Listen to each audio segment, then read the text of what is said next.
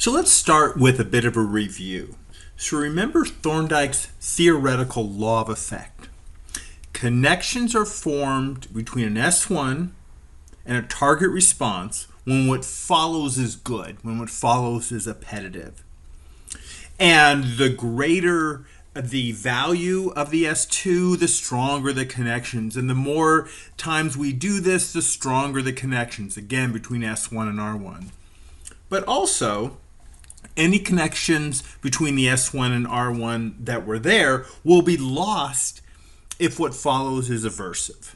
Now, Thorndike's theoretical law of effect is oftentimes called the SR reinforcement principle or SR reinforcement theory. But what we need to look at in this lecture is the fact that classical conditioning and instrumental conditioning are happening at the same time. Remember, classical conditioning, Pavlovian conditioning, bring two stimuli together in time, and there's an association created between the two of them. The more times that they are presented together, the stronger that association. So let's look at how these interact and tell us a little bit about behavior. So let's look at something that's called instinctive drift. And this helps us to understand what is called the R1-R2 incompatibility. And this takes into account instrumental conditioning and classical conditioning. So the instrumental response R1 and the classical conditioning response to R2 must be compatible with each other. R1 and R2 must be able to be performed by the animal at the same time. I'm going to give you some examples of this. So this comes from some work by Breland and Breland. Now, they worked for B.F. Skinner for a long time, and they wrote this really influential paper in 1961 called The Misbehavior of Organisms. And what they were doing at the time was taking Skinner's ways of teaching animals, operant conditioning, instrumental conditioning, and used it for a whole bunch of applied reasons. Well, use it to train animals to be in shows or circus, or be the person that trains animals to be in TV shows or commercials. And one of the things that they were hired to do that they talk about in that article is a really funny and interesting study. Not really a study, but more of an observation. So they were hired by a bank to create a commercial with a raccoon. Now the raccoon was tractable, which tractable means that you can handle the wild animal. They've been raised in such a way that you can handle them. And the idea was they're going to teach a raccoon to come over to a piggy bank and drop in a coin. Right? So think of a bank commercial. Hey, everybody's saving at savings and loans, even a raccoon. And the raccoon comes into the screen and drops a coin into the piggy bank. Kind of cute. And what they did, so they trained the raccoon to touch the coin. This is just shaping. Every time the raccoon comes near the coin, give them some food. And when they touch the coin, you give them some food. And now the animal has to pick up the coin with its little paws and hold the coin, and then they get food. It's a shaping process. And now the little raccoon has to go in, pick up a coin, and walk towards the bank, and then it gets reinforced. You can imagine this might take a few days of training the animal. And then the raccoon comes in, picks up the coin, walks over to the piggy bank, and he has to lift up the coin near the piggy bank. Then he gets rewarded with some food. Do that for a while, and finally the raccoon has to come over, pick up a coin, and drop it in the piggy bank. Again, it's just shaping, systematic approximation, and they had the raccoon do this whole thing, except the raccoon would never let go of the coin. Oh, sure, it would pick it up, and it'd hold it, and it would walk on its little hind legs over to the bank, and it would stick the coin into the piggy bank slot, but it wouldn't drop it. They couldn't get him to drop it. And what's the use of a savings and loan bank if you're not going to leave the money there? So they had a really difficult time training this raccoon to do this. And what they said was, we have instinctive drift. That's what they call it. They said, you cannot teach an animal to do a behavior that violates innate behaviors, that violate instinct. And that instinctive behavior, in this case, is classically conditioned. And the two compete with each other. So, if you think about a raccoon, you probably know about raccoons. Raccoon has a great scientific name, Procyon lotor. I love that name. Procyon lotor simply translates into the Latin of dog that washes. If you know anything about Procyon lotor, or the little raccoon, is they'll stick food into a river and they'll wash it with their front paws, and then they'll eat it.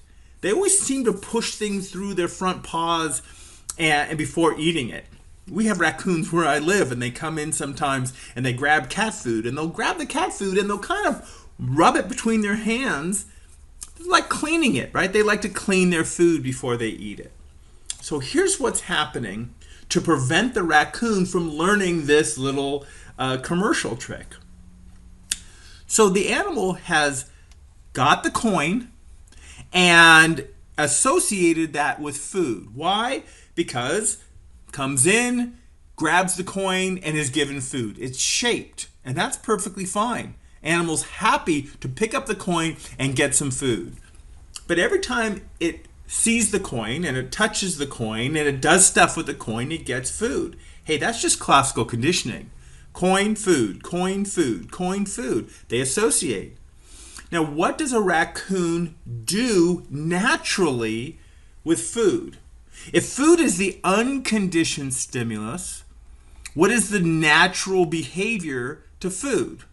Well, they grab it, fine. They stick it in the water, fine. And then they pull it out and eat it.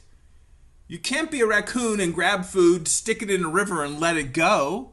You don't let go of food. You wash it. So now we have classical conditioning. The coin is associated with food. I hold on to food. I hold on to the coin. But now the target response is letting go of the coin. Grab it, take it to the piggy bank, and drop it in.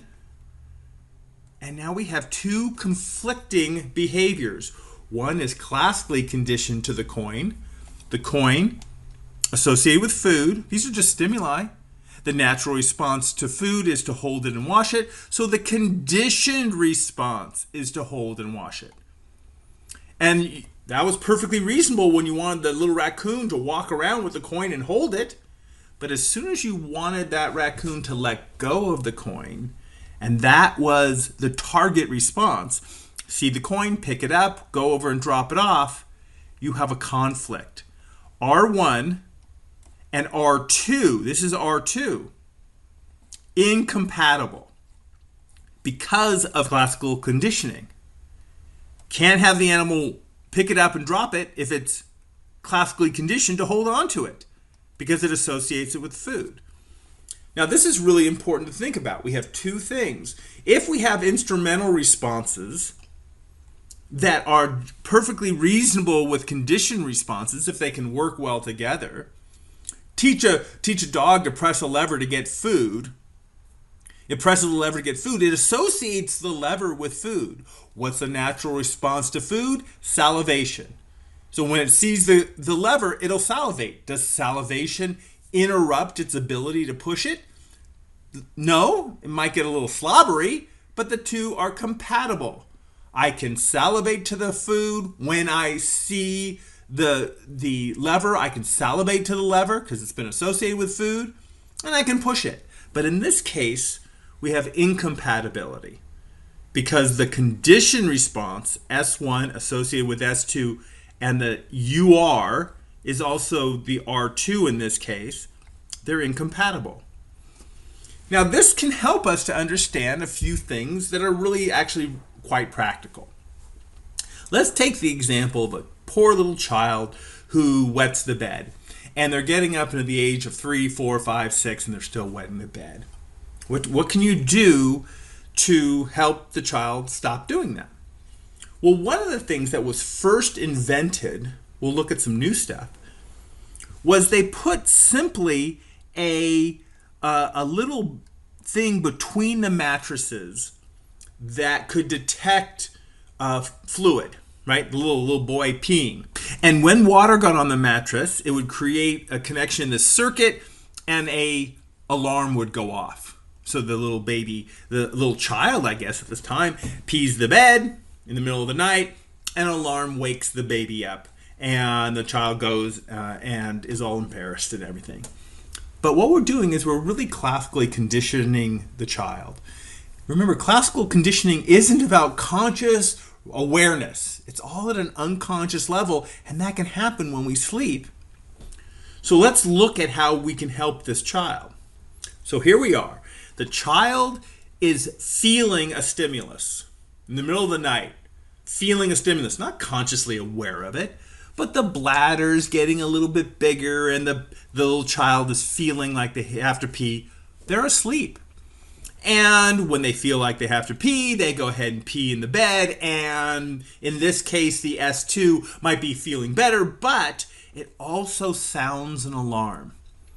Wakes the child up. The natural response to the S2 that we have created in this mattress is an alarm.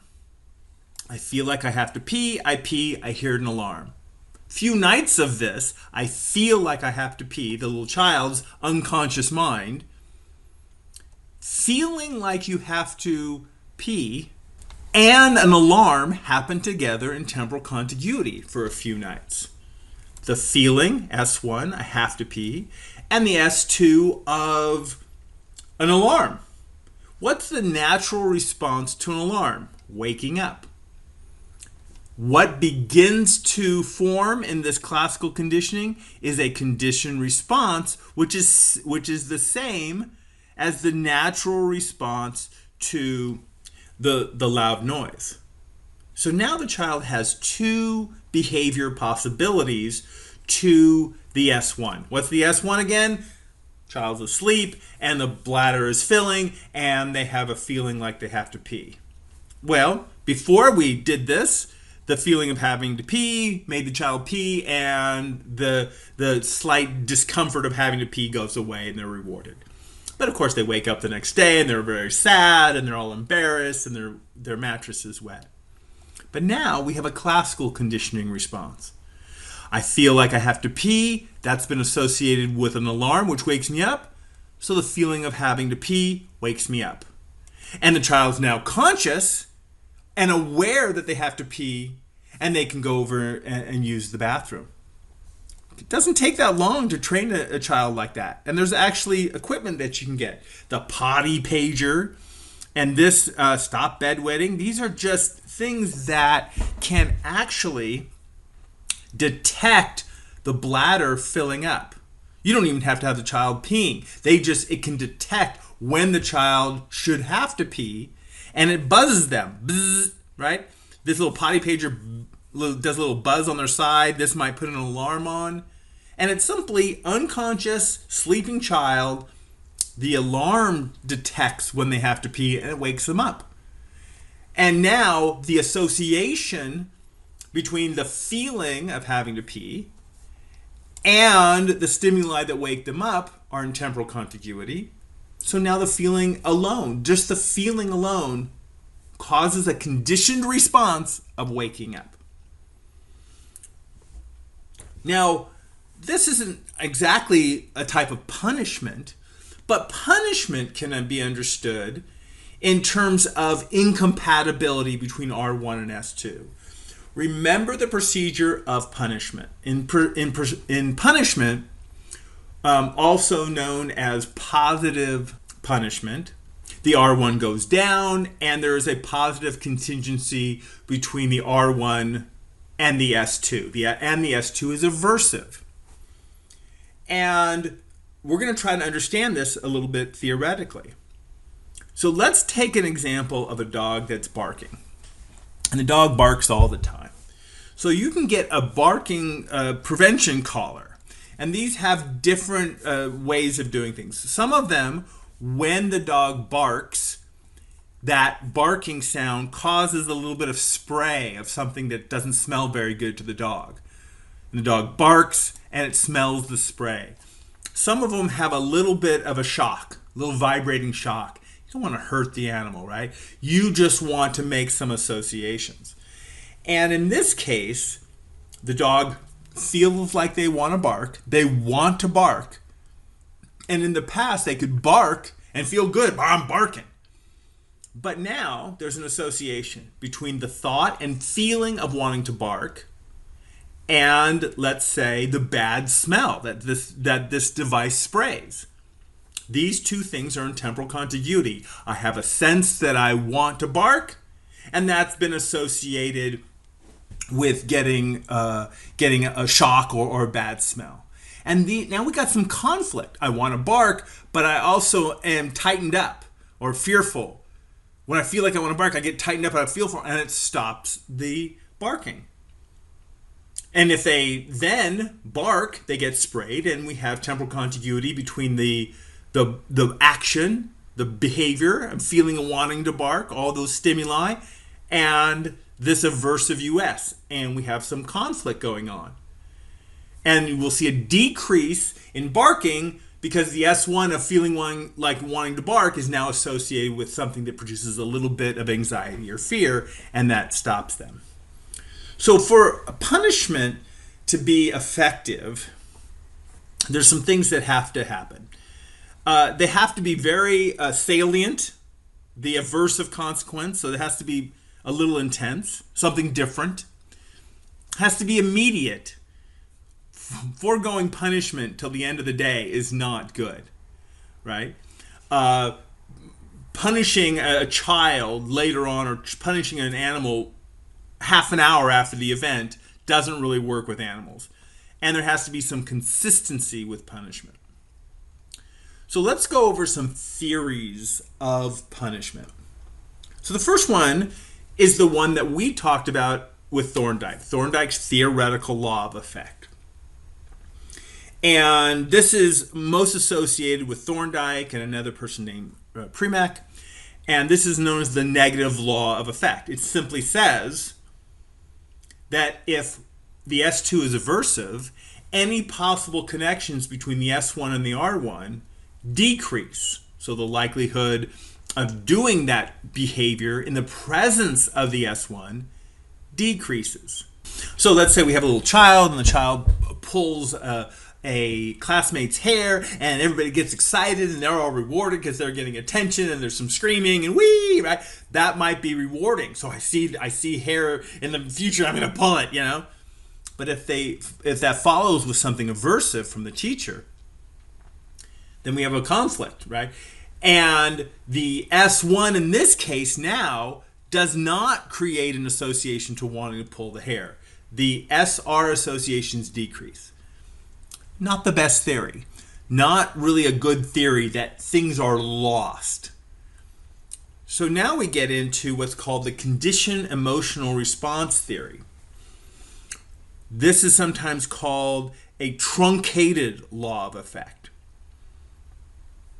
Truncation, the word truncation, just simply means to adjust or to move or to alter, to move. So the truncated law of effect, basically, we're going to be okay with the first part. SR associations are created when what follows is appetitive. But the truncated law is, but the second part doesn't work too well. And even Thorndike came around to this idea. Their idea is the things we talked about with the dog barking and even with the potty pager. It's a conflict between a target response and a conditioned response that has emotional components to it, aversive. So we have this association between seeing the child's hair and wanting to pull it and seeing it and going, oh, I'm a little scared. Because last time I got yelled at and it really made me emotional and scared. So now these two things aren't working. Approaching it and being scared of it doesn't work so well. And so punished behaviors go down because of this competing uh, um, emotional response. And that really led to what Guthrie called the competing response theory. He said that the outcome, the aversive thing, can't just be general. It has to actually interfere with the target response. It can't just be aversive. It can't just be bad. S2 can't just be bad. It literally has to be something that keeps the animal from doing the target response. I'm going to give you an example of that in just a moment. So again, truncated law of effects says that these connections might remain there, but new condition responses brought on by the R2 is going to be competing. I want to do the target behavior, but I'm also scared. So very simple experiment. Little rat pressing a lever to get food, happy as a clam. Pressing a lever, getting food, do.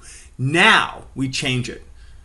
Instead of pressing a lever to get food, which we can assume has an SR connection, see the lever, S1, press the lever, R1. Why? Because what followed was food and was appetitive. Now we have this strong connection between see the lever and press the lever.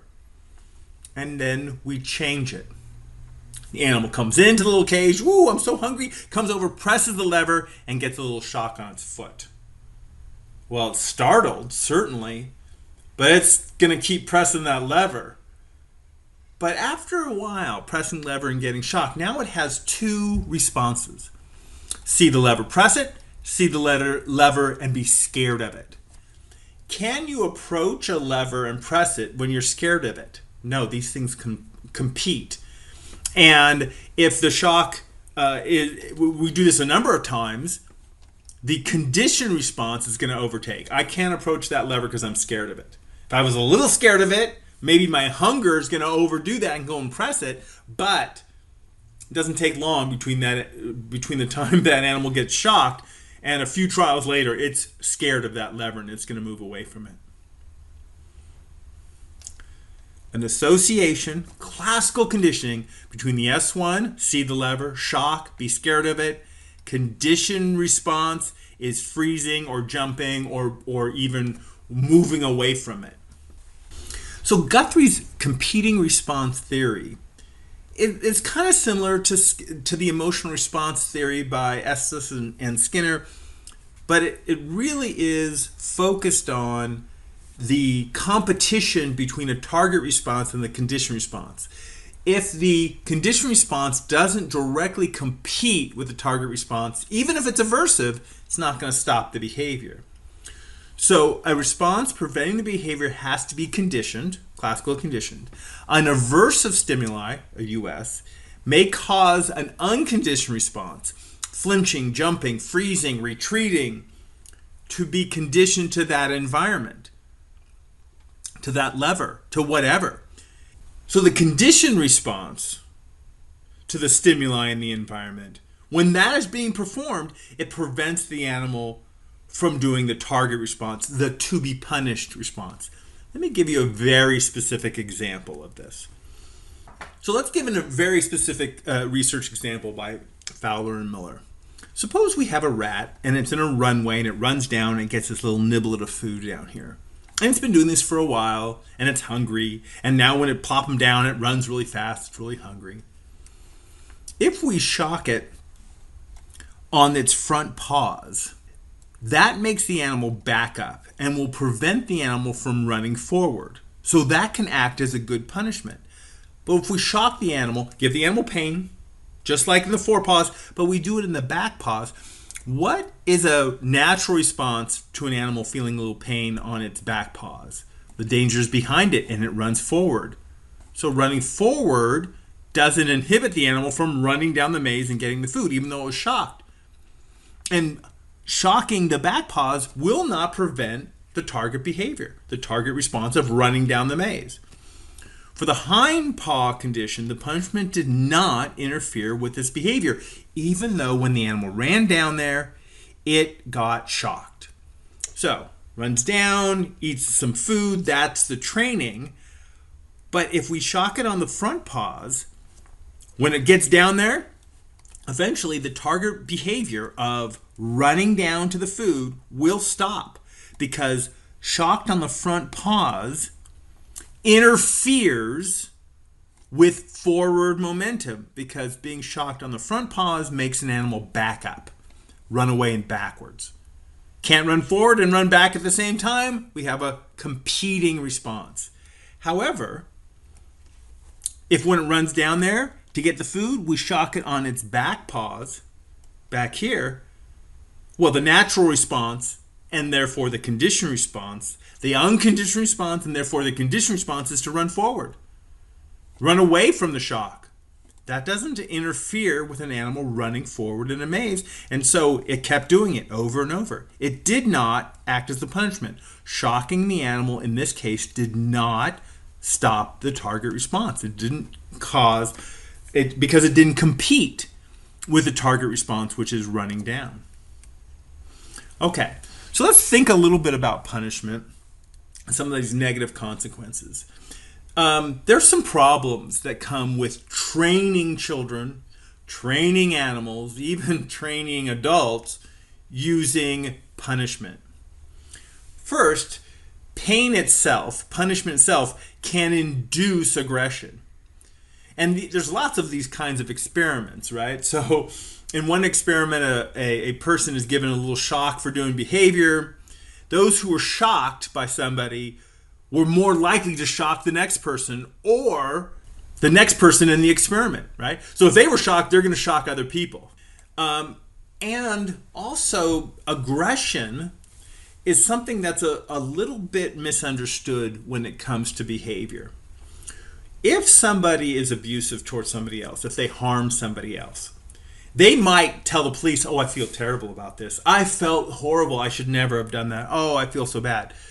But what we know is that aggression, not defending oneself from being harmed, but act overtly to be aggressive towards another, is rewarding. Remember, I showed that in the Siamese fighting fish. The aggression, being aggressive toward another fish, was rewarding. They learned to do it. We also find that being aggressive towards other people, some people find that very rewarding.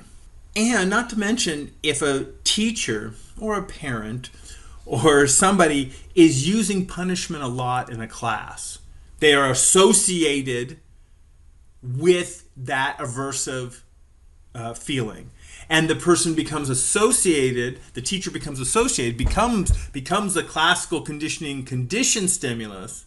When they see the teacher, they're scared of them.